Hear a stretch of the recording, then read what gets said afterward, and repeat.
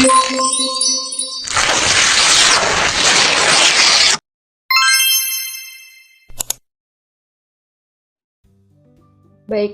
Assalamualaikum warahmatullahi wabarakatuh. Waalaikumsalam warahmatullahi wabarakatuh. Pada kesempatan kali ini, kami dari perwakilan dari kelompok 6 akan mempresentasikan hasil dari kerja kelompok kami, yaitu dengan materi memahami pendekatan dalam analisis wacana kritis dengan dosen pengampu Bapak Dr. Andes Imam Suwardi Wibowo, MPD, dan Bapak Priyanto, SPD, MPD. Dengan anggota dari kelompok 6, yaitu yang pertama ada Aisyah Priscilia dengan NIM A1B121038, lalu ada Ira Ariati dengan NIM A1B121014, dan saya sendiri Erika Maharani dengan NIM A1B121005. Lalu ada Trilulu Wahyuni Muslimah dengan NIM A1B121036. Dan yang terakhir ada Putri Nurul Andini dengan NIM A1B121040. Langsung saja ke pembacaan materi pertama yang akan saya sendiri yang bacakan, yaitu kerangka analisis.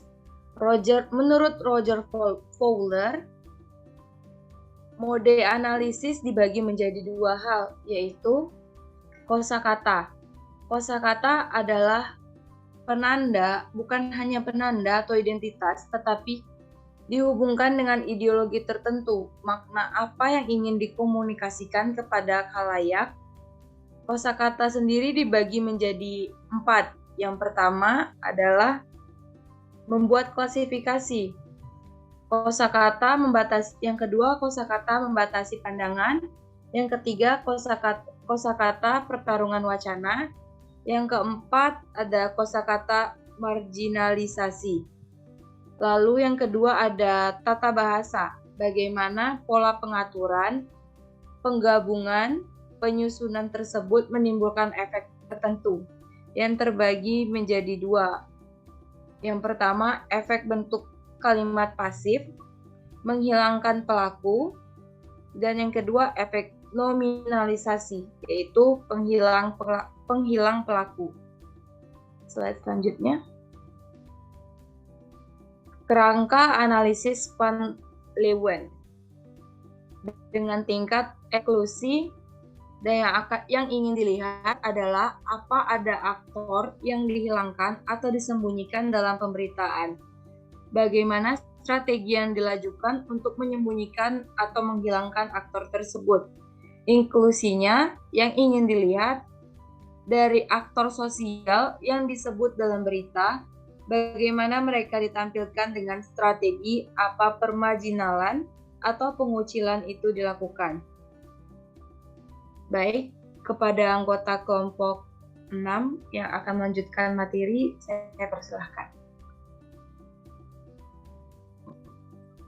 Baik, terima kasih moderator. Sebelumnya, perkenalkan saya Ira Ariati dengan NIM A1B121014. Di sini saya akan melanjutkan materi yang sebelumnya sudah disampaikan oleh Saudari Erika Maharani. Kemudian di sini ada kerangka analisis menurut Sarah Mills yang terbagi menjadi dua kerangka, yaitu yang pertama posisi subjek dan objek.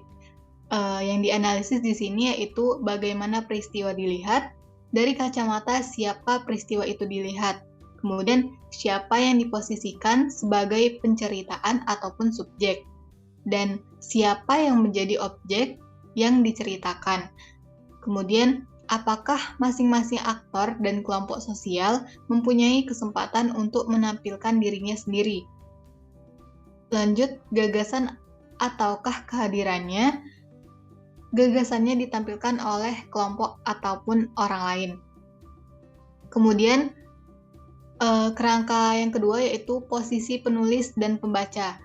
Di sini menganalisisnya yaitu bagaimana posisi pembaca ditampilkan, penulis dalam teks, kemudian bagaimana pembaca memposisikan dirinya dalam teks yang ditampilkan kepada kelompok, manakah pembaca mengidentifikasikan dirinya.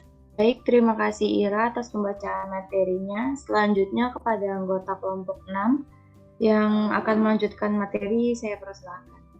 Baik, terima kasih moderator. Sebelumnya, perkenalkan saya Trilul Wahyuni Muslimah. Materi yang telah disampaikan oleh Ira Aryati, yaitu kerangka analisis Sten A. Van Dijk membaginya ke dalam 3 tingkatan. 1. Struktur makro. Ini merupakan makna global umum dari suatu teks yang dapat dipahami dengan melihat topik dari suatu teks. Tema wacana ini bukan hanya isi, tetapi juga sisi tertentu dari suatu peristiwa. 2. Superstruktur.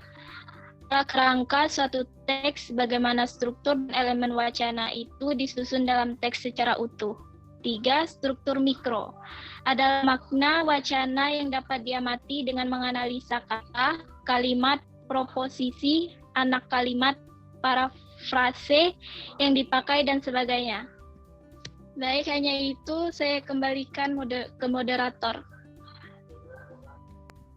Baik, terima kasih Trilulu atas penyampaian materinya.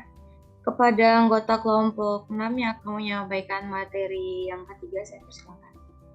Baiklah, perkenalkan, nama saya Sepisilia dengan NIM A1B12038 akan menyampaikan materi yang selanjutnya, yaitu kerangka analisis oleh Norman Veslock.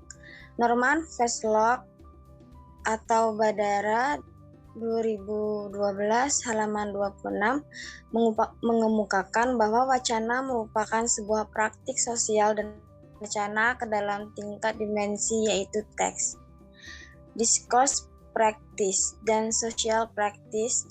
Teks berhubungan dengan linguistik, misalnya dengan melihat kosakata, semantik, dan tata kalimat, juga koherensi dan kohesivitas, serta bagaimana antar satuan tersebut membentuk satuan pengertian.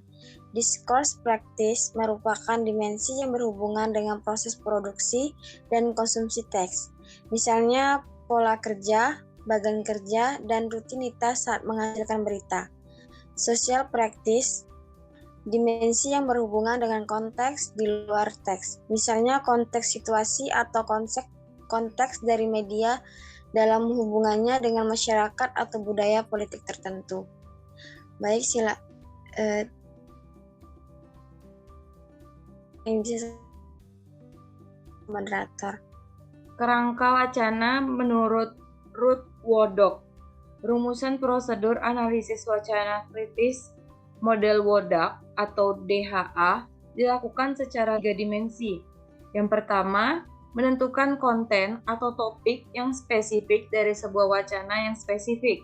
Yang kedua, menelaah atau investigasi strategi-strategi diskursif atau termasuk strategi argumentasi.